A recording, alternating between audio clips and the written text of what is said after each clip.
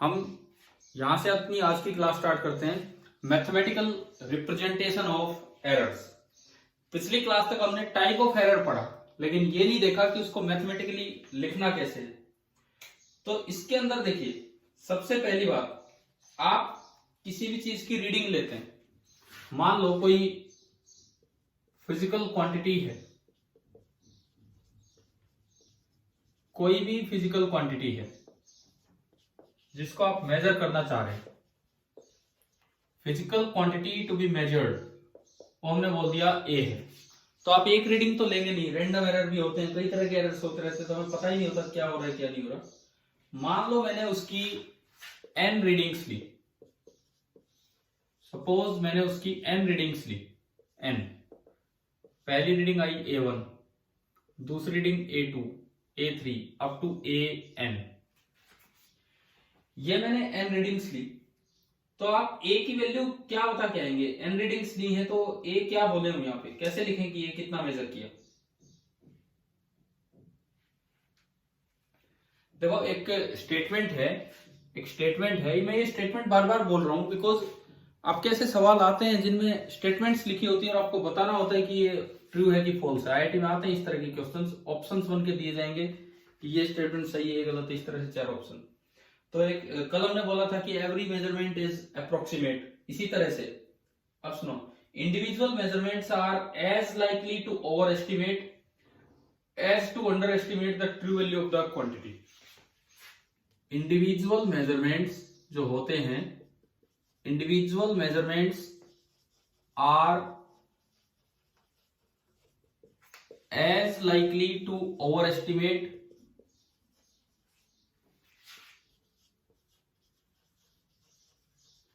as likely to overestimate as to underestimate the true value sorry as likely to overestimate as to underestimate the true value। इस line का मतलब बताएंगे क्या लिखा है मैंने, क्या मतलब क्या है इस स्टेटमेंट का?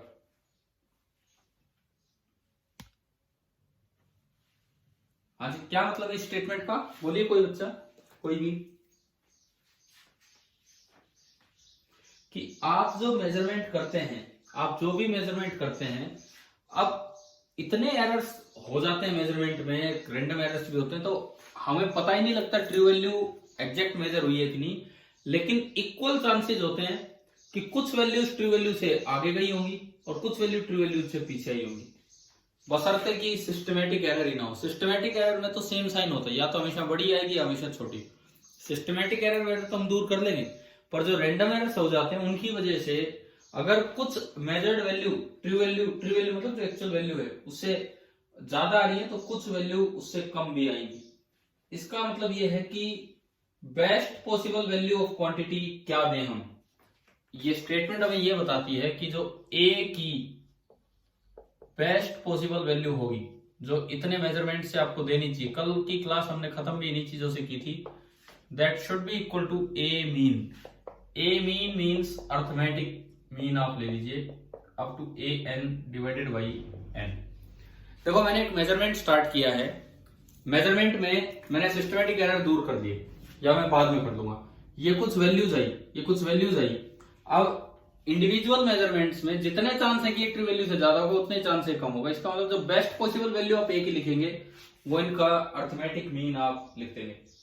यहां तक आ गया है समझ में? यहां तक क्लियर है? तो कल वाली बात रिपीट हो रही है। अब देखो, यहां हमारा पहला एरर डिफाइन होता है जिसे हम बोलते हैं एब्सोल्यूट एरर ऑफ मेजरमेंट। ये मैथमेटिकल रिप्रेजेंटेशन में 3 चीजें हमें लिखनी होंगी, absolute error, then relative error, then percentage error. तो हमारा जो फर्स्ट एरर डिफाइन हो रहा है that is absolute error of measurement. मैंने आज आपका टेस्ट बस इसीलिए नहीं लिया कि अगर सीपीपी नहीं कर रखा है तो पहले वो कर दीजिए। आज 12th का तो दिया था, आपका नहीं लिया है टेस्ट, केवल इसीलिए। बाकी उम्मीद करो कि रोज छोटे छोटे टेस्ट होते रहेंगे। एब्सोल्यूट एरर ऑफ मेजरमेंट, सबसे पहली बात, एब्सोल्यूट एरर ऑफ मेजरमेंट का मतलब होता है magnitude of difference between individual measurement and true value. क्या मतलब इसका? This is simply difference between individual measurement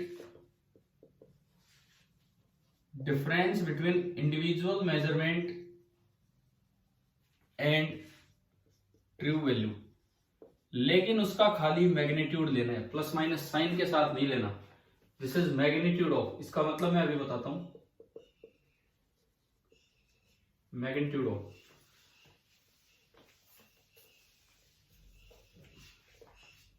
अभी कल परसों ना एक बच्चे ने एक क्वेश्चन भेज रखा था, हालांकि मैं रिप्लाई नहीं कर पाया उसे अभी तक, बिकॉज वो +2 पास आउट स्टूडेंट है तो टाइम ही नहीं लग पाया। तो सवाल का एक स्टेटमेंट मुझे ध्यान है, 2 स्टेटमेंट थी, वही ट्रू फॉल्स बतानी थी, 4 ऑप्शन थे। वो +2 नॉन मेडिकल ए का स्टूडेंट है जो पास आउट होगी उसमें। तो उन्होंने एक सवाल भेज रखा था कि the absolute error is always positive, मतलब स्टेटमेंट ट्रू है फॉल्स है ये पता करके ऑप्शंस बन रहे थे उसमें, या असर्शन रीजन टाइप। तो एब्सोल्यूट एरर ऑलवेज पॉजिटिव होगा नहीं, ये आपको यहां से क्लियर हो जाएगा। अगर वो बच्चा भी ये वीडियो देखेगा तो उसे भी समझ में आ जाएगा, नहीं मैं रिप्लाई कर दूंगा। देखिए आपने भी n रीडिंग्स ली, A1 A2 up to AN। पहली रीडिंग में जो एरर है डेल्टा A1, आपने इनकी ट्रू वैल्यू निकाल ली। या तो आपके पास ट्रू वैल्यू हो, ट्रू वैल्यू नहीं है तो A ट्रू आप मान लीजिए, A मीन। या तो आपको पहले से ही पता हो, जैसे एक्सेलरेशन ड्यू टू ग्रेविटी की वैल्यू होती है 9.8 मीटर पर सेकंड स्क्वायर, या तो आपको पहले से वो वैल्यू पता हो। नहीं पता है तो आप उनका मीन निकाल लीजिए सारी मेजर्ड वैल्यूज का, और वो हो जाएगी true value. Delta A1 error in first reading that is equal to A1 minus A mean. Delta A2 that is equal to A2 minus A mean. Delta AN minus A mean. अब लिखा था कुछ value over estimated होंगी, कुछ under estimated होंगी, मतलब कुछ ज्यादा जा रही होंगी कुछ कम। तो बताइए क्या ये जो क्वांटिटीज यहां लिखी है इनका साइन फिक्स है या प्लस माइनस कुछ भी हो सकता है? अब सवाल आए कि absolute error is always positive, ये स्टेटमेंट ट्रू है कि फॉल्स है? ट्रू। ट्रू। आप सुनो, अभी तक मैंने एब्सोल्यूट एरर डिफाइन नहीं किया, मैंने सिंपली बस क्या इनका डिफरेंस है वो बताया। डिफरेंस नहीं, एब्सोल्यूट एरर का मतलब है मैग्नीट्यूड ऑफ डिफरेंस, मतलब आपको उसका मोड ले लेना है। तो फर्स्ट टर्म का जो एब्सोल्यूट एरर होगा that will be mode of delta A1, that will be positive. Second term का जो एब्सोल्यूट एरर होगा mod of delta A2, that is positive. Last term का जो एब्सोल्यूट एरर होगा लास्ट मेजरमेंट का, दिस इज ऑल्सो पॉजिटिव। अब मैं सवाल पूछता हूं कि absolute error in measurement positive होता है या नेगेटिव भी हो सकता है? हाँ, ये बात याद रखना। वो एक 12th पास आउट बच्चा जब कहीं से वो सवाल लेके आया और उसमें स्टेटमेंट थी, तो इसलिए मैं आपको यही स्टार्टिंग में बता देता हूं ये चीजें ताकि आपको दिक्कत ना दे। Absolute error delta A is always positive.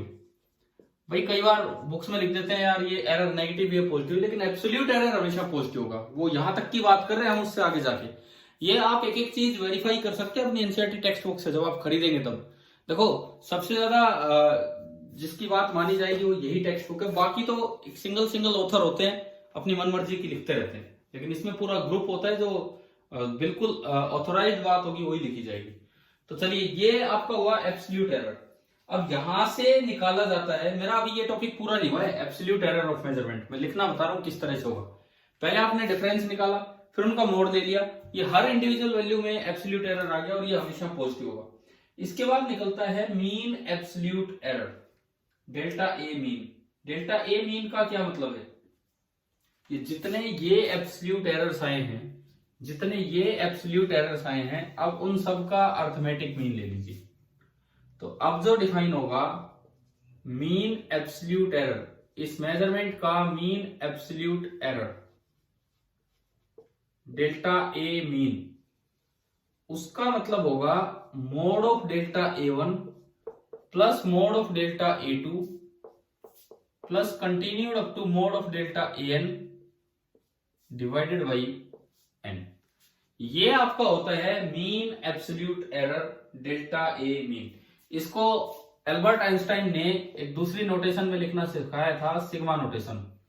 Albert Einstein ने बताया था कि ये प्लस प्लस इतनी बार आता है तो आप समेशन यूज कीजिए, यहां लगा दीजिए मोड ऑफ डेल्टा ए आई, और आई की वैल्यू है 1 to n। क्या ये नोटेशन पीछे पढ़ी हमने, सिग्मा नोटेशन?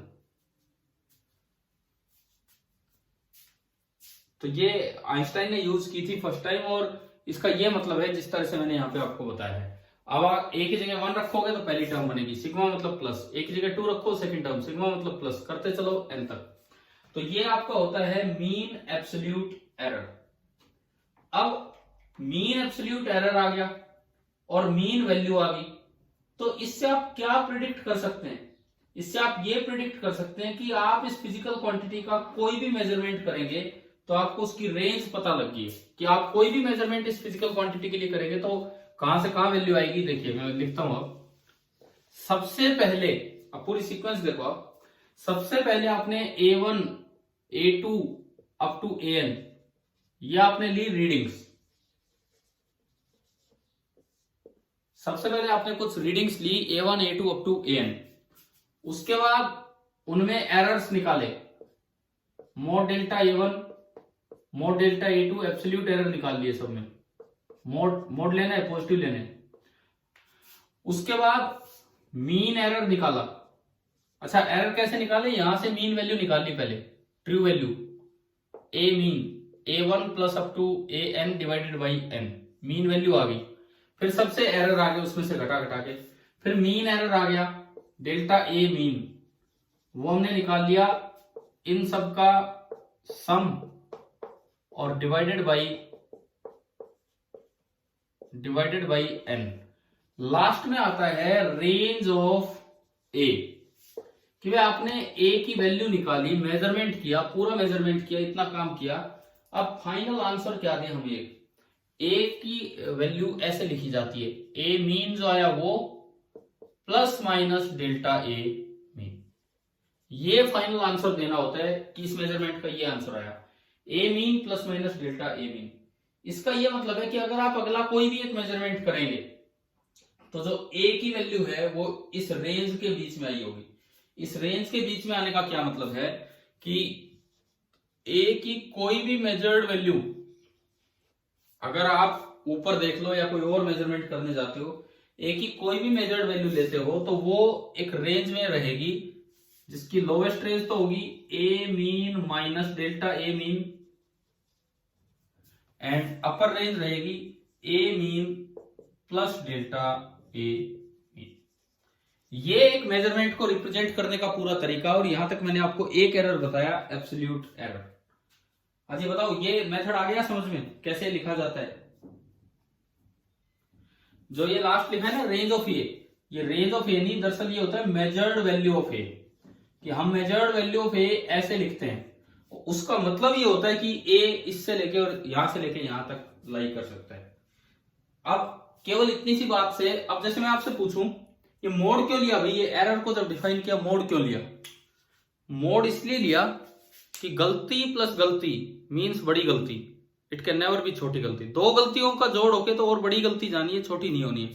मान लो आपने इंडिविजुअल एरर निकाले, कोई पॉजिटिव आ रहा है, कोई नेगेटिव आ रहा है, कोई पॉजिटिव आ रहा है, कोई नेगेटिव आ रहा है, और आपने मोड नहीं लिया और मीन एरर निकालने चलोगे तो कोई पॉजिटिव कोई नेगेटिव कोई पॉजिटिव तो कैंसिल आउट ही हो जाएंगे। तो ये भी हो सकता है कि हर रीडिंग में एरर है और आपका मीन एरर 0 आ जाए, तो ये तो एक नॉनसेंस बात हो जाएगी कि हर रीडिंग में एरर था, हर वैल्यू में आपने ऑब्जर्वेशन में एरर किया और मीन एरर कैलकुलेट कर रहे हैं तो 0 आएगा।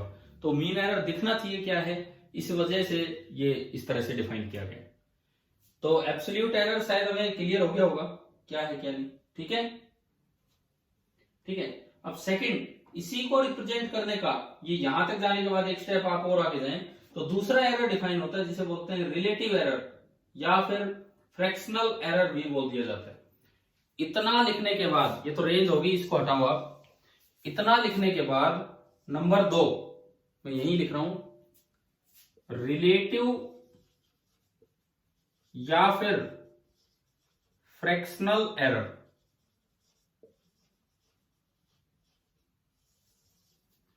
रिलेटिव और फ्रैक्शनल एरर, ये क्या होगा? रिलेटिव और फ्रैक्शनल एरर का मतलब है कि जो एरर आया वो मीन वैल्यू के साथ किस रेशियो में है, delta A mean upon A mean. क्या मतलब? ये एक फ्रैक्शन बता रहा है। जैसे मान लो कहीं पे यूं लिखा हो कि भाई हमने ए मेजर किया, उसकी मीन वैल्यू निकल के आ रही है 10। ए मेजर किया, उसकी मीन वैल्यू निकल के आ रही है 10 with a fractional error of 1/5। With a fractional error of 1/5 का क्या मतलब है? With a fractional error of 1/5 का मतलब है 10 ± 2। समझ गए हो क्या? अगर मैंने कोई क्वांटिटी मेजर की, सपोज कीजिए कोई लेंथ मेजर की, वो आ गई 10 मीटर मीन वैल्यू, और साथ में लिखा है विद ए फ्रैक्शनल या रिलेटिव एरर ऑफ, फ्रैक्शनल और रिलेटिव एरर ऑफ 1/5, तो इसका मतलब 1/5 इसमें एरर है। तो इसका मतलब ये रीडिंग लिखी जाएगी 10 ± 10/5 यानी कि 2 मीटर। इसका मतलब जो एल की रेंज होगी 10 - 2, 8 मीटर से लेके 12 मीटर तक होगी। तो ये बताओ, ये वाला रिप्रेजेंटेशन आ गया समझ में कि रिलेटिव एरर या फ्रैक्शनल एरर क्या होता है? ठीक है, ये एरर दिया हो तो ऐसे लिखना है, और अगर ऐसे दिया हो और पूछ ले रिलेटिव एरर, ऐसे दिया हो और पूछ ले रिलेटिव एरर, तो 2/10, तो 2/10 ये आपका हो गया रिलेटिव एरर। इस तरह से हमें निकाल लेना। अच्छा, इसी को रिप्रेजेंट करने का एक तीसरा तरीका होता है जिसे बोल देते हैं परसेंटेज एरर। इसी फ्रैक्शन को अगर आप परसेंटेज में बताएं तो नंबर 3 ये है। तीसरा मेथड इस चीज को दिखाने का होता है परसेंटेज एरर। उसका सिंबल भी है ये डेल ए, ये सिंबल दिया जाता है परसेंटेज एरर को, डेल ए बोल देते हैं हम इसे।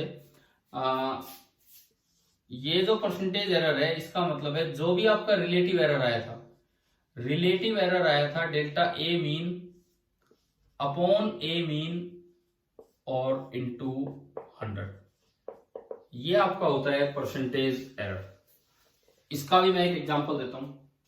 जैसे कहीं यूं लिखा हो कि length measured is 10 metre with a percentage error of 20%, ऐसे लिखा हो, तो इसकी रेंज क्या होगी?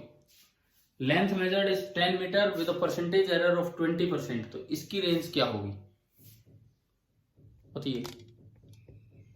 हाँ वही, बिल्कुल वही बनेगी, क्योंकि परसेंटेज एरर का मतलब है 20 जो आगा ये आपका होगा delta L upon L into 100। तो यहां से डेल्टा एल आ गया 2, डेल्टा एल आ गया 2, और डेल्टा एल 2 आने का मतलब है कि एल की वैल्यू लिखी जाएगी 10 मीटर ±2 मीटर। इसका मतलब एल की जो रेंज है वो 8 मीटर से लेके और 12 मीटर तक होगी। तो क्या आपको ये तीनों तरीके रिप्रेजेंट करने के समझ में आ गए हैं? एब्सोल्यूट एरर, रिलेटिव या फ्रैक्शनल एरर, और तीसरा है परसेंटेज एरर। क्लियर हुआ? ठीक है, अब देखो एक ही बात है भाई, मेन तो एब्सोल्यूट तक पहुंचना था, उसके लिए आपने रीडिंग ली। एब्सोल्यूट तक पहुंचने के लिए आपने रीडिंग ली, रीडिंग लेने के बाद हर एक में एरर निकाला, उनका मोड लिया, तब एब्सोल्यूट एरर डिफाइन हुआ। फिर मीन एब्सोल्यूट एरर निकाला, तब जाके आधा काम हुआ है। उसके बाद तो बस फाइनल आंसर लिखने की बात है कि आप एब्सोल्यूट एरर की टर्म्स में दें, चाहे आप मीन वैल्यू से डिवाइड करके रिलेटिव एरर बनाएं, और चाहे आप 100 से मल्टीप्लाई करके परसेंटेज। वो ऊपर वाला काम तो तीनों के लिए करना ही था। एरर की रिप्रेजेंटेशन क्लियर होने के बाद अब देखिए हम आगे बढ़ते हैं। इसमें मैंने लास्ट टाइम आपको एनसीईआरटी के 5 सोल्ड एग्जांपल एक एक करवाया था उस दिन डिस्कशन में। अब एक चीज ये, मेरे पास मान लो 2 इंस्ट्रूमेंट है, मेरे पास 2 इंस्ट्रूमेंट है, मुझे ये पता लगाना है कि कौन सा इंस्ट्रूमेंट बेटर है, मैं अपने एक्सपेरिमेंट को करने के लिए कौन सा इंस्ट्रूमेंट का यूज करूं। एक में सिस्टमैटिक एरर है और एक में रैंडम एरर है। बताओ कौन सा बेटर इंस्ट्रूमेंट है, कौन सा यूज करना चाहिए? ए में सिस्टमैटिक एरर, ए में सिस्टमैटिक एरर और बी में रैंडम एरर, तो ए और बी में से मुझे कौन सा यूज करना चाहिए? ए का एरर आसानी से दूर हो सकता है। अच्छा दूसरी बात, सिस्टमेटिक एरर ए में है, रैंडम एरर दोनों में है, रैंडम एरर दोनों में है ए और बी में, लेकिन बी में रैंडम एरर ज्यादा हो रहा है, ए में रैंडम एरर थोड़ा सा हो रहा है, परंतु ए में साथ में सिस्टमेटिक एरर भी है, बी में सिस्टमेटिक एरर नहीं है। तो कौन सा यूज करना चाहिए बताओ? आप तो ए पे दोबारा सोच के बताना, ढंग से सुनो। एक बच्चे ने ए आंसर दिया, एक ने बी। मेरे पास दो इंस्ट्रूमेंट है ए और बी। ए में सिस्टमेटिक एरर है, बी में बिल्कुल नहीं है सिस्टमेटिक एरर। ए में बहुत हल्का सा रैंडम एरर आ रहा है मेजरमेंट में, बी में रैंडम एरर बहुत ज्यादा वेरी कर रहा है, लेकिन सिस्टमेटिक एरर बिल्कुल नहीं है। तो कौन सा इंस्ट्रूमेंट बेटर रहेगा, ए या बी? ए, डेफिनेटली ए। सिस्टमेटिक एरर से कभी दिक्कत नहीं आती है, वो हमेशा दूर हो जाएगा। बेटर रहेगा जो ज्यादा फ्लक्चुएशंस ना दे, रैंडम एरर ज्यादा ना दे, वो यूज करना चाहिए। क्लियर हो गया ये पॉइंट? क्लियर अभी होगा जब हम एनसीईआरटी एग्जांपल 2.6 देखेंगे। देखिए मैं आपको ये बता रहा हूं, NCERT page number 25, example 2.6, page number 25, example 2.6। ये लिखता है, 2 clocks are being tested against a standard clock located in national laboratory. Delhi में जो नेशनल लेबोरेटरी है वहां पे 2 क्लॉक्स को टेस्ट किया गया एक स्टैंडर्ड क्लॉक के साथ at 12 noon by the standard clock. ये कह रहा है कि जब स्टैंडर्ड क्लॉक में, जिस वक्त स्टैंडर्ड क्लॉक में ये टाइम हुआ था, जिस वक्त स्टैंडर्ड क्लॉक में ये टाइम हुआ था, तो इसने the readings of the clocks are, उन क्लॉक्स की रीडिंग दी है। एक क्लॉक 1 ले रखी है, क्योंकि सबके पास बुक नहीं है इसलिए मैं लिख रहा हूं, नहीं तो मैं बोल देता आप अपनी बुक में देखिए। और एक क्लॉक 2 है, एक क्लॉक 1 है और एक क्लॉक 2 है। अब देखो, मंडे टू संडे 7 दिन इनकी रीडिंग ली गई, Monday, Tuesday, Wednesday, Thursday, Friday, Saturday and Sunday. जिस वक्त घड़ी में 12 बजते हम दोनों घड़ियों को देखते, पहली घड़ी ने पहले दिन ये टाइम दिखाया जब स्टैंडर्ड क्लॉक में बिल्कुल 12 बजे थे, तो इन्होंने ये टाइम दिखाया। ये इतने घंटे, इतने मिनट, इतने सेकंड, मतलब 5 सेकंड ऊपर थी। पहले दिन पहली क्लॉक 5 सेकंड ऊपर थी, दूसरी क्लॉक में तो और ही कबाड़ा हुआ पड़ा था, 10, 15, 6। अगर मैं आपको केवल बस एक बार ये दिखाऊं, केवल एक बार कि भाई मंडे को ये मिला जब 12 बजे थे, तो ये टाइमिंग थे, तो बताओ आपको देखते कौन सी घड़ी अच्छी लग रही है, कौन सी यूज करनी चाहिए? Clock 1, definitely clock 1। उसके बाद दूसरे दिन रीडिंग ली, तो जो क्लॉक 1 है वो 12 बज के 1 मिनट और 15 सेकंड दिखा रही थी। 12 बज के 1 मिनट और 15 सेकंड दिखा रही थी, जबकि पहली घड़ी 10 बज के 14 मिनट 59 सेकंड, 10 बज के 14 मिनट 59 सेकंड। तीसरे दिन, मैं एक बार ये लिख के समझाऊंगा आपको सारी। तीसरे दिन ये पहली घड़ी कुछ पीछे रह रही थी, 11 बज के 59 मिनट और 8 सेकंड, 11 बज के 59 मिनट और 8 सेकंड दिखा रही थी। और वो जो तीसरी घड़ी थी 10 बज के 15 मिनट 18 सेकंड। तो एक चीज तो हमें अब समझ में आने लगी है कि जब वहां 12 बजे हैं, जब वहां 12 बजे हैं तो इस घड़ी में तो 12 बजे हैं, लेकिन इस घड़ी में कितने बजे हैं? जब वहां 12 बजे हैं, इसमें 12 बजे हैं, इसमें कितने बजे हैं? 10:15, 10 बज के 15 मिनट, 10:15। घड़ियों के पीछे घुमाने वाला होता है, देखा है ना आपने घड़ी में, या किसी पीछे, तो वॉल क्लॉक की मैं बात कर रहा हूं, अपनी हाथ की घड़ी। तो क्या 10:15 के 12 हम बड़ी आसानी से नहीं बजा लेंगे एक बार घुमाने से? तो ये तो सिस्टमेटिक एरर है, ये तो सिस्टमेटिक एरर जो आसानी से दूर भी हो रहा है। तो आप इस चीज की चिंता ना करें कि उसमें 10:15 ही बज रहे हैं। अब मुझे एक और चीज पे फोकस करना है। लास्ट में लिखता है, if you are doing an experiment that requires precision time interval measurement, बहुत ही प्रिसाइज टाइम इंटरवल मेजरमेंट चाहिए, तो आप कौन सी क्लॉक को प्रेफर करेंगे? तो ये हमें देखना है कि भाई कौन सी क्लॉक प्रेफर होगी। तो देखो आप इसमें वेरिएशन देखो, ये 12 से ये वाली घड़ी पहले दिन 12 से कितने सेकंड ऊपर गई? पहले दिन 5 सेकंड ऊपर। ये 10:15 से कितने सेकंड ऊपर है? 6 सेकंड ऊपर। क्लियर? दूसरे दिन ये घड़ी 12 से कितने सेकंड ऊपर है? सेकंड में बताना कितने सेकंड ऊपर है? 75 सेकंड ऊपर। दूसरी वाली घड़ी कितने सेकंड नीचे है 10:15 से? ओनली 1 सेकंड नीचे। तीसरे दिन ये घड़ी 12 से कितने सेकंड नीचे है? बताओ। हाँ, 52 सेकंड। ये एक बड़ा अच्छा सवाल है यार, बच्चे देखते ही गलत आंसर दे जाते, बोले ये कोई घड़ी है, ये तो 10:15 दिखा रही। तो सिस्टमेटिक एरर है। इस सवाल ने बड़े अच्छा काम किया कि सिस्टमेटिक एरर और रैंडम एरर के बीच का डिफरेंस क्लियर किया हमें। अभी देखेंगे हम तीसरी घड़ी कितना आगे दिखा रही है 10:15 से? 18 सेकंड आगे। तो आपको ये तो पहचानना ही गया। अब मैं फटाफट टाइमिंग लिखता हूं। चौथे दिन थर्सडे को ये दिखा रही थी 12:01 12:01 और वो जो दूसरी घड़ी है वो दिखा रही थी 10:15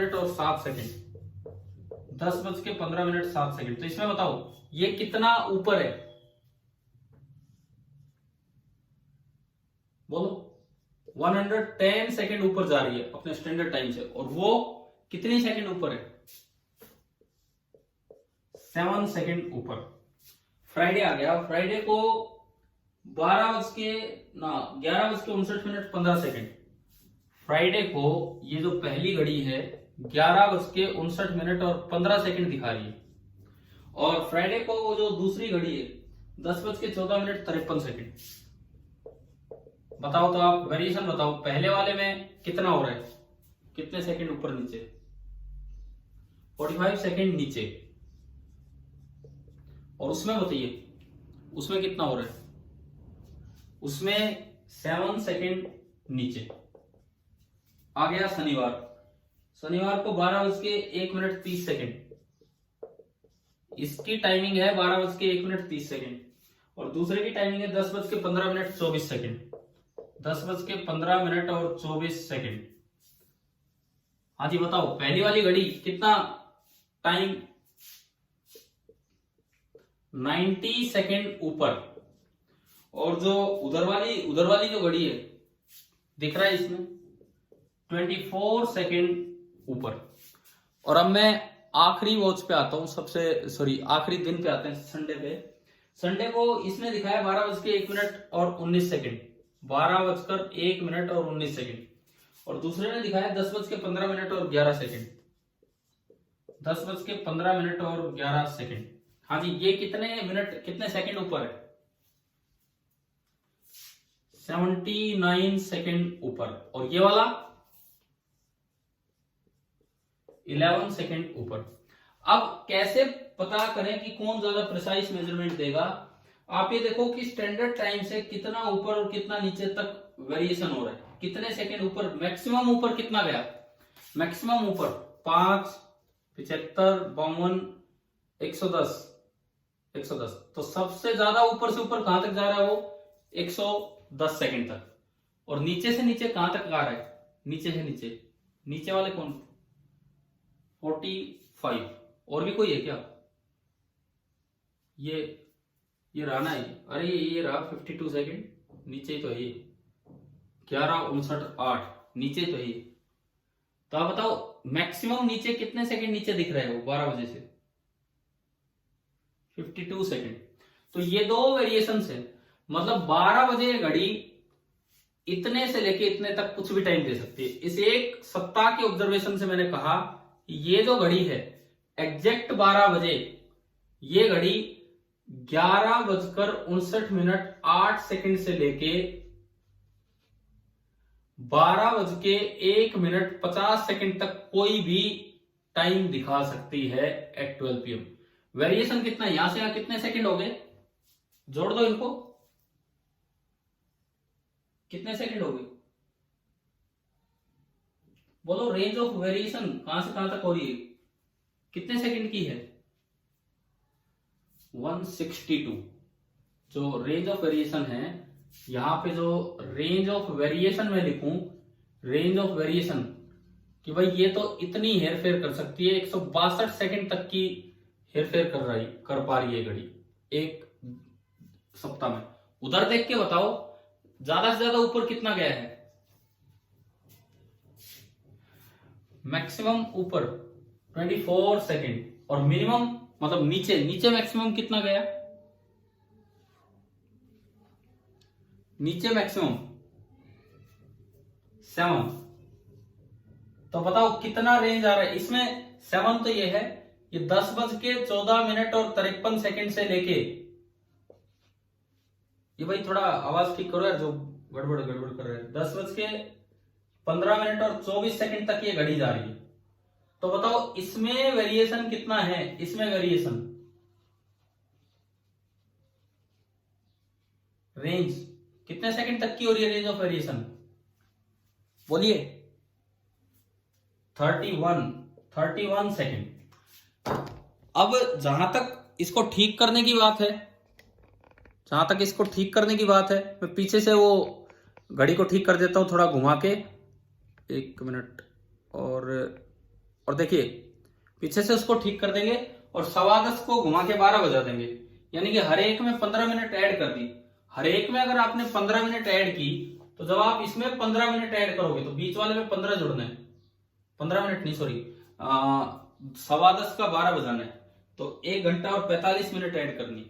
तो 1 घंटा 45 मिनट आप इसमें ऐड करेंगे, 1 hour 45 minute 0, ये ऐड कीजिए तो ये बना 11:59:53 टू 11 नहीं, ये आपका हो जाएगा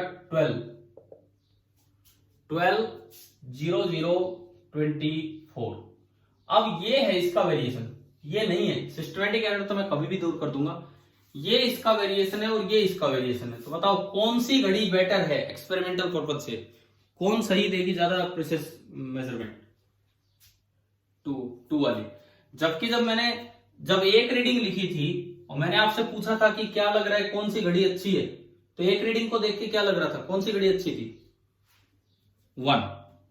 हाँ, तो अब आप ये बताओ, इस तरह के क्वेश्चंस अगर पूछे जाएं, कर पाएंगे ना कि 0 एरर से कोई फर्क ही नहीं पड़ता। ये जो इंस्ट्रूमेंटल एरर था, सिस्टमेटिक एरर, 0 एरर था, आप उसको आराम से ठीक कर दो। फर्क इनसे पड़ता है रैंडम एरर से, ये बहुत ज्यादा नहीं होना चाहिए। क्लियर हुआ ये वाला क्वेश्चन? अब देखो, अब ये कोई स्टेटमेंट आ जाए कि 0 error is significant for precision work, सही है कि गलत है? 0 error is significant for precision work, गलत है। ये ऐसी अपनी स्टेटमेंट्स बना के रखा करो, पता नहीं एग्जाम में कौन सी स्टेटमेंट बन के आ जाए। 0 error is not significant for precision work, because 0 error को तो आप आसानी से दूर कर लेंगे हर रीडिंग में, तो precise measurement, precise interval measurement के लिए इसकी कोई इंपॉर्टेंस ही नहीं है। चले, तो एक अच्छा सवाल था। एक दिन इससे जो पिछला सवाल हमने कभी लिया था 12.5 ना 2.5, उसमें अगर आपको ध्यान हो वो माइक्रोस्कोप वाली बात बताई थी मैंने, स्केलिंग अप, ध्यान है? Nucleus, atom, tip of the pin. हाँ, तो ये एनसीईआरटी अच्छे क्वेश्चंस दे रही है, ये भी बहुत अच्छा क्वेश्चन था। इसके बाद मैं चलता हूं एग्जांपल 2.7 पे, बिकॉज ये 2 एग्जांपल्स करने के बाद फिर स्टार्ट होगा हमारा टॉपिक कॉम्बिनेशन ऑफ एरर्स। देखो अक्सर बुक्स क्या करती हैं, एनसीईआरटी के अलावा जो बुक्स हैं, कॉम्बिनेशन ऑफ एरर और डायमेंशन, ये इन 2 टॉपिक पे क्वेश्चन डालती रहती है, जबकि पीछे बहुत से टॉपिक हम पढ़ के आए। तो आगे जो टॉपिक्स आने वाले हैं इस एग्जाम्पल 2.7 के बाद, उनपे तो आपको आपकी शीट में भी और वैसे भी बहुत सारे क्वेश्चंस मिल जाएंगे, लेकिन ये वो चीजें जो रह जाती, जो बच्चे छोड़ जाते हैं, तो हम पहले उनको कवर करते हुए चल रहे थे। तो एग्जाम्पल 2.7 ये देखते हैं हम, पेज नंबर 25 पे ही है। अब इसको समझते हैं। एग्जाम्पल 2.7,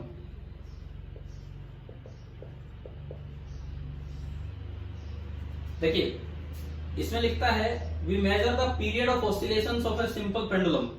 सिंपल पेंडुलम ऑसिलेशन का पीरियड मेजर किया गया, एक साइड छोड़ के वो गया और वापस आया, वो एक पीरियड है। जब वापस आपकी तरफ आ जाएगा तो एक पीरियड है। In successive measurements the readings turn out to be, ये जो रीडिंग इसने दी है मैं उसे टाइम पीरियड से डिनोट करता हूं। T1 आई 2.63 सेकेंड, T2 आपकी आ रही है 2.56 second, T3 2.42 second, 2.42 second, T4 2.71 second, T5 2.80 second. सवाल को मैं आगे बढ़ाता हूं, अभी बढ़ाते हैं आगे।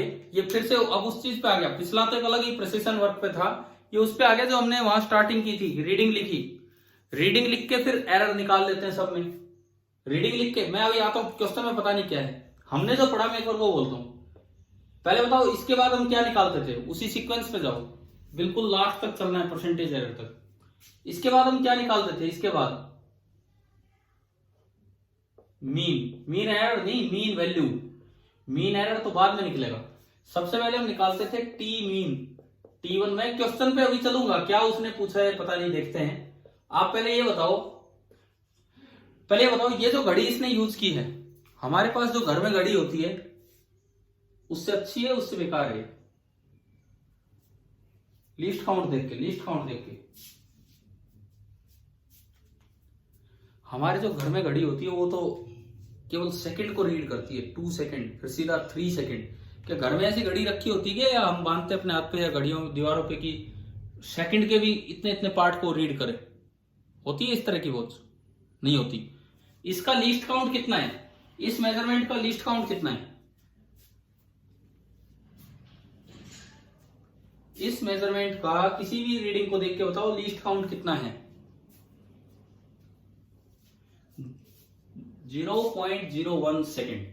तो हम जो अक्सर करेंगे, पहले टी मीन निकाल लेते, फिर हर एक में एरर निकालते, T1 minus T mean, delta T1, delta T2, delta T3, ये सारे, फिर उनका मोड़ लेते, वो एब्सोल्यूट एरर आता, हर एक में एब्सोल्यूट एरर। और एब्सोल्यूट एरर कभी नेगेटिव नहीं होता है, एरर पॉजिटिव नेगेटिव कुछ भी हो, एब्सोल्यूट एरर कभी नेगेटिव नहीं होगा, ये निकाल लिया।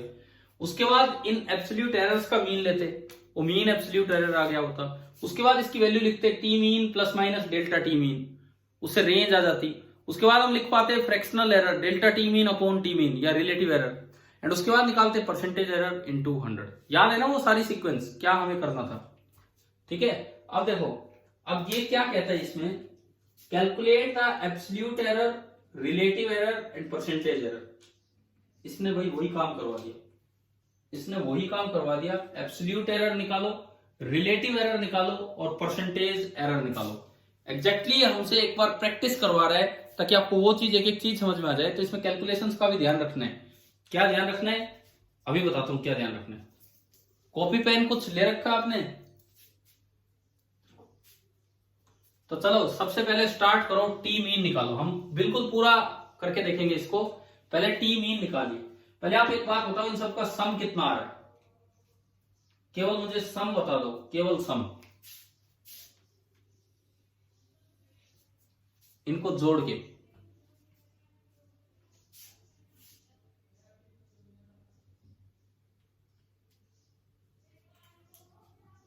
$13.12 डिवाइडेड बाई 5। अब ये बताओ ये डिवीजन करके कितना आ रहा है?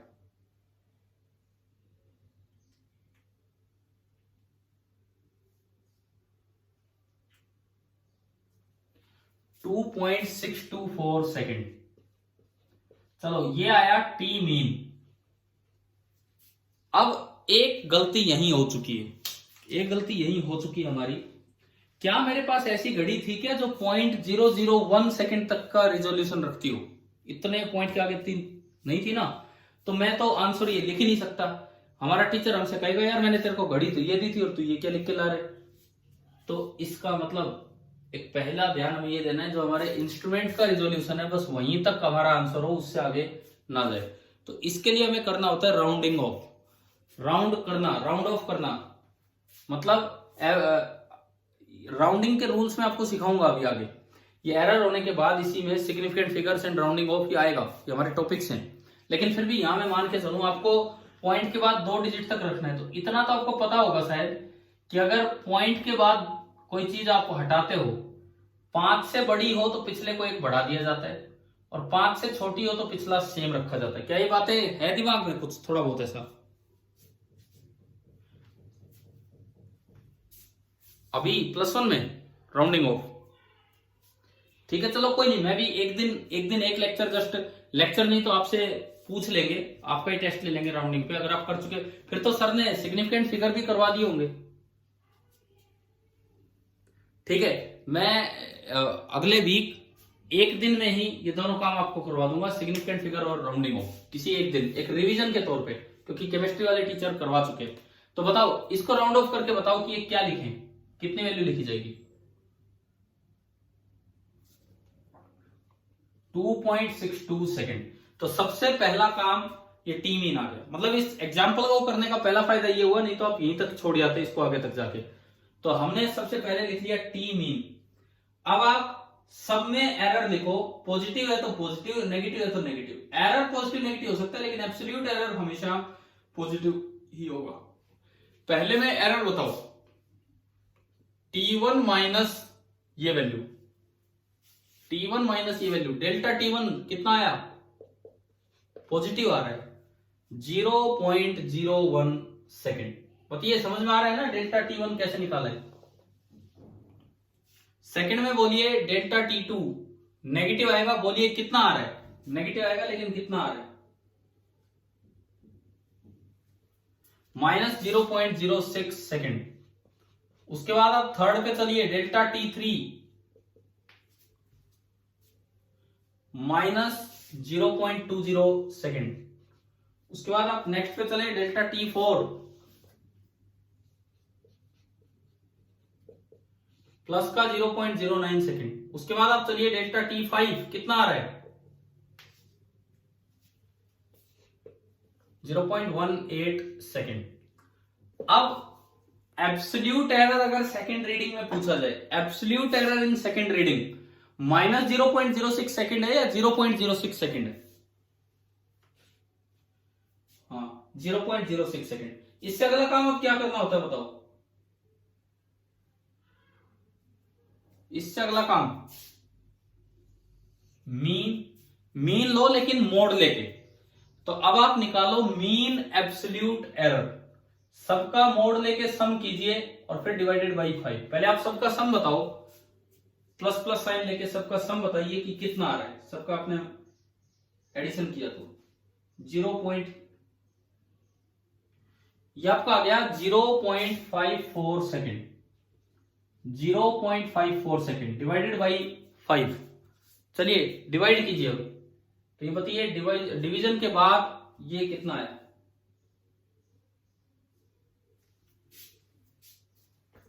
वन तो नहीं आ रहा, ढंग से बताओ कितना आएगा?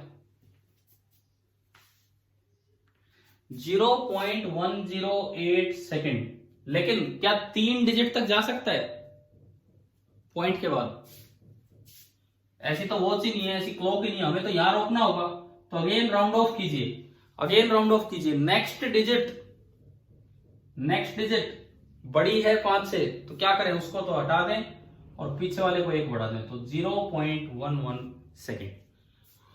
अब आप बताओ, डेल्टा टी मीन भी लिखना आ गया और टी मीन भी आपने लिखा ही था ऊपर, ठीक है। तो यहां से ये बताओ कि वैल्यू ऑफ टी क्या लिखे हम? वैल्यू ऑफ टी, जो measured value of T I, कितना आया था? टी मीन कितना आया था? 2 तो ये लिखा जाएगा 2.62 सेकेंड प्लस माइनस 0.11 सेकेंड। आप सबसे पहले ये बताइए कि आपको ये मेजरमेंट को एग्जैक्टली टी की टर्म्स में कैसे लिखना है, क्या ये समझ में आया यहां तक? अब एक बड़ा इंपॉर्टेंट पॉइंट आप यहां जानिए, एक बड़ा इंपॉर्टेंट पॉइंट यहां जानिए। इस तरह का आंसर लिखना एक बड़ा नॉनसेंस आंसर है, एक बड़ा ही नॉनसेंस आंसर है। कारण नॉनसेंस क्या है यहां पे देखिए।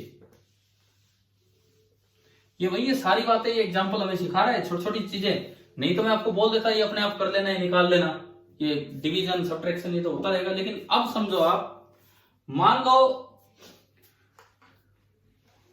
कोई चीज है, सपोज कीजिए मैं कहूं कि भाई एक कोई क्वांटिटी है मेरे पास,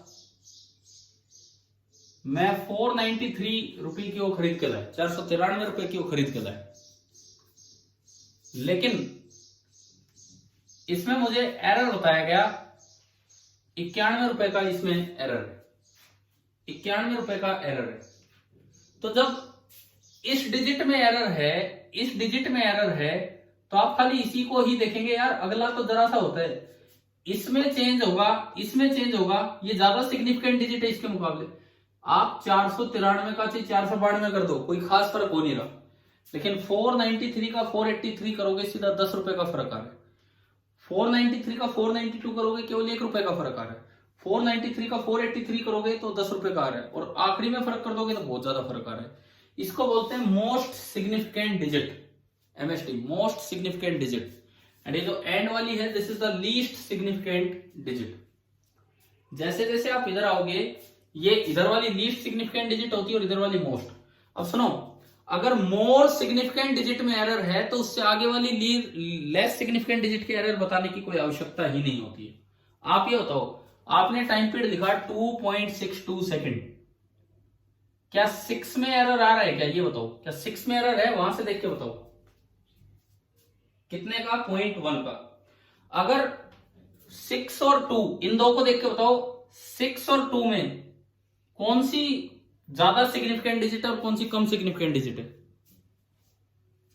6 ज्यादा है, 2 कम सिग्निफिकेंट है। तो अगर 6 में ही एरर है तो आप अगली टर्म को बताएं ना। जब आप 6 के बारे में ही श्योर नहीं है कि वो 6 एक ज्यादा भी हो सकती है, एक कम भी हो सकती है, मतलब ये 7 भी हो सकता है, 5 भी हो सकता है, तो उससे आगे आप क्यों जा रहे हो?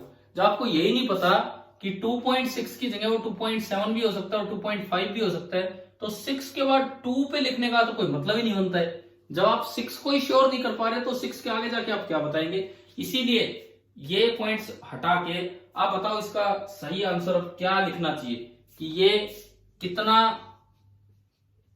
एरर होगा। 2.6 सेकेंड प्लस माइनस 0.1 सेकेंड, ये इसका करेक्ट तरीका है इसको लिखने का। तो क्या ये पूरा एग्जाम्पल हमारी समझ में आ रहा है? हमने कई बातें सीखी इस एग्जाम्पल में। देखो ध्यान से सुनो, सबसे पहली बात, रीडिंग का लीस्ट काउंट जरूर देखा करो, क्योंकि किसी भी स्टेप में आप उससे आगे बढ़ के वैल्यू नहीं लिख के आ सकते अपनी कैलकुलेशन करके। जो लीस्ट काउंट है वहीं तक आपको रुकना होता है। एक चीज हमने ये सीखी, एरर कैसे निकाला, फिर एब्सोल्यूट एरर कैसे निकाला, फिर मीन एब्सोल्यूट एरर, कहीं भी पॉइंट्स को क्रॉस नहीं किया, राउंडिंग ऑफ का यूज किया इसमें। लास्ट में एक बड़ा अच्छा काम ये सीखा कि अगर लास्ट रिजल्ट इस तरह से आ गया और एक मोर सिग्निफिकेंट डिजिट में ही एरर है तो उससे अगले सिग्निफिकेंट डिजिट्स को आप बताओ ही मत, उससे कम सिग्निफिकेंट डिजिट्स को आप जिक्र ही मत करो, और ये टाइम लिखा जाएगा 2.6 सेकंड प्लस माइनस 0.1 सेकंड। आप सुनो, अब इस क्वेश्चन में पूछी थी 3 बातें, calculate the absolute error, relative error and percentage error. Absolute error, relative error and percentage error, बताओ ये निकाल पाओगे हम यहां से? एब्सोल्यूट एरर कितना आया भाई? टाइम पीरियड आ गया ये। एब्सोल्यूट एरर कितना है बोलिए? Absolute error 0.1 second, relative error 0.1 upon 2.6 और परसेंटेज एरर इनटू 100। अब बताइए फाइनली ये आंसर लिखने आ गए हैं कि नहीं आपको समझ में? ठीक है। अब एक और चीज, मान लो किसी क्वांटिटी की यूनिट मीटर है, मैंने लेंथ मेजर की, उसकी यूनिट मीटर है, तो बताइए एब्सोल्यूट एरर इन लेंथ की यूनिट क्या होगी? एब्सोल्यूट एरर इन लेंथ की यूनिट क्या होगी?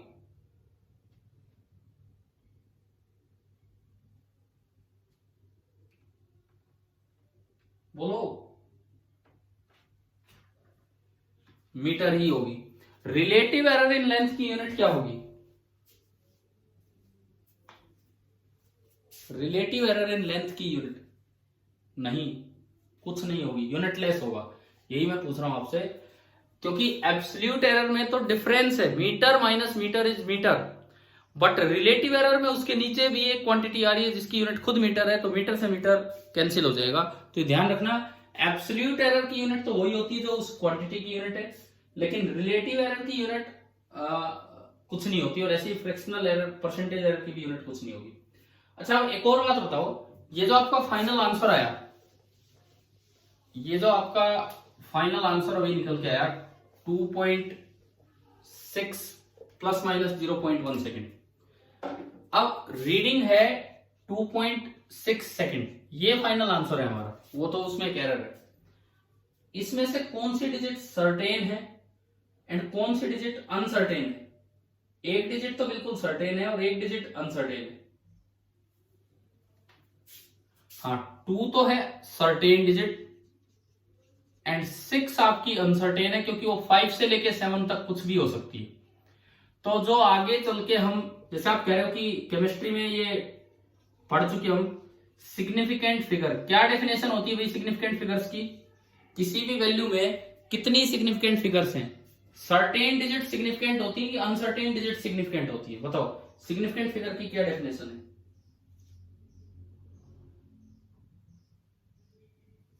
हाँ, सारी सर्टेन डिजिट्स प्लस 1 पहली अनसर्टेन डिजिट, ये आपकी होती है सिग्निफिकेंट फिगर्स। तो यहां सर्टेन डिजिट कितनी है? 1, और अनसर्टेन 3-4 होती तो भी हम 1 लेते, तो अनसर्टेन डिजिट भी 1 ही है। वैसे तो जो आपका आंसर आया था वो था 2.62 प्लस माइनस 0.11। इसके अकॉर्डिंग देखें तो 2 में एरर है 0, तो ये तो सर्टेन है, ये तो सर्टेन डिजिट है, और 6-2 इनमें 1-1 दोनों में एरर है, तो ये 2 अनसर्टेन है। तो अगर मैं इसको देखूं, इसको 3 डिजिट है इसकी रीडिंग में, 1 सर्टेन 2 अनसर्टेन, तो सिग्निफिकेंट फिगर कितने हैं इसमें? कितने सिग्निफिकेंट फिगर है? बताइए, इसमें कितने? 1 नहीं है। इसमें कितनी सिग्निफिकेंट डिजिट्स हैं? कितनी सिग्निफिकेंट फिगर है? 2। हाँ, 2। अगर 2.62 के आगे ये लिखा हुआ है, अगर 2.62 के आगे ये लिखा हुआ है, तो इसका मतलब ये है कि फर्स्ट डिजिट सर्टेन है और अगली 2 डिजिट अनसर्टेन है। तो आपको जितनी सर्टेन डिजिट्स होती हैं वो लेनी होती हैं, प्लस केवल पहली अनसर्टेन डिजिट उठानी होती है। तो एक तो ये सिग्निफिकेंट फिगर है और एक ये सिग्निफिकेंट फिगर है, और जो रीडिंग दी जाती है वो केवल सिग्निफिकेंट फिगर की टर्म्स में दी जाती है। इसीलिए हमारा आंसर हमने कहां तक रोक के रखा है? 2.6 सेकेंड तक। समझ में आ गया होगा? ठीक है, तो इसमें 2 सिग्निफिकेंट फिगर थी, इसको देख के पता लगा, इसीलिए हमने 2 तक आंसर को रोक दिया, और ये हमारा फाइनल आंसर है। तो कुछ इससे आइडिया सिग्निफिकेंट फिगर का दोबारा से मिलता है जो आप केमिस्ट्री में पढ़ चुके हैं।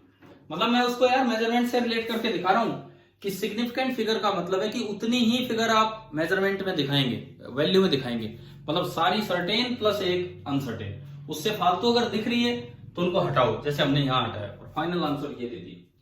तो चलिए अभी बताओ, इन 2 सोल्ड एग्जांपल्स के थ्रू आपने एक तो ये सीखा, प्रिसिशन वर्क के लिए 0 एरर की कोई महत्वपूर्ण बात नहीं, कोई इंपॉर्टेंस नहीं है, 0 एरर आसानी से रिमूव हो जाता है। अगर आपको प्रिसाइज मेजरमेंट चाहिए तो रैंडम एरर कम से कम हो, वेरिएशन कम से कम हो, वो क्लोक वाला क्वेश्चन लिया। दूसरी बात, एक पूरा सवाल दूसरा सोल्व किया कि केवल रीडिंग लेके कैसे तो आपको वैल्यू तक पहुंचना है, मीन वैल्यू, फिर कैसे सबका एरर लिखना है, फिर उनका मोड लेके कैसे मीन एब्सोल्यूट एरर निकाला, फिर उसके बाद लिस्ट काउंट का ध्यान रखते हुए उसको 2 प्लेस तक ही रखा पॉइंट के बाद। फाइनली जो फाइनल आंसर आया उसमें फिर से सिग्निफिकेंट फिगर का ध्यान रखा, या यूं कहें कि जहां अनसर्टेनिटी है पहले अनसर्टेनिटी है तो बाद वालों को गायब किया, बस पीछे वाली ही दिखाई, और उसके बाद तो एरर तो निकल ही जाएंगे, परसेंटेज या रिलेटिव एरर। अब बताओ, एरर रिप्रेजेंटेशन का टॉपिक इन एग्जांपल्स के साथ क्लियर हो गया है कि नहीं? एरर रिप्रेजेंटेशन का टॉपिक इन एग्जांपल्स के साथ क्लियर हो चुका है या नहीं? ठीक है।